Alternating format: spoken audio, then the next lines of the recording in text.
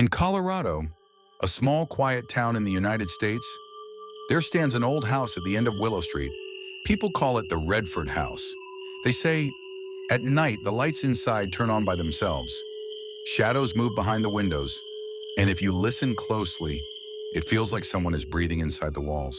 But everyone thought it was just a story, until a new family moved in. John, his wife Clara, and their 14-year-old daughter, Emily. The first nights were peaceful, but then the real horror began. At 2 a.m., Emily suddenly woke up.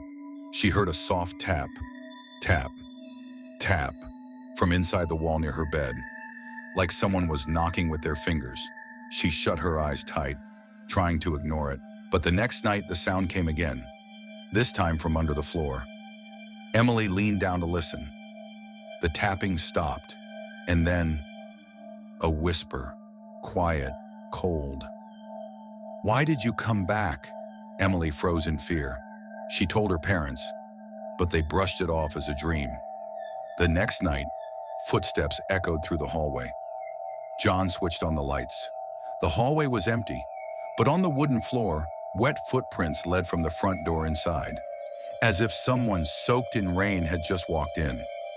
John installed security cameras the next morning. That night, when they checked the footage, what they saw was terrifying. A tall, dark silhouette appeared, slowly moving toward Emily's room. It reached the door, and without opening it, it passed right through. Clara called the police, but they blamed it on a camera glitch and left. Later that night, Emily screamed. John ran to her room. She pointed toward the window, shaking.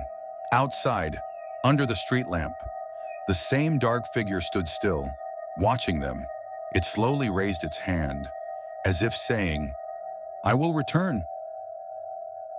The family left the house the very next morning, and even now, people say at 3 a.m., if you pass Willow Street, you can see a shadow in the window of Redford House, waiting, watching for a new resident.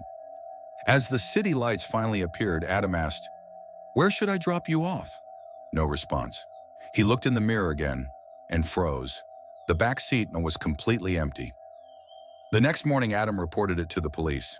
The officer simply smiled and said, "You're not the first. For 15 years, drivers have been seeing the same woman. She isn't a normal passenger. She just appears and disappears."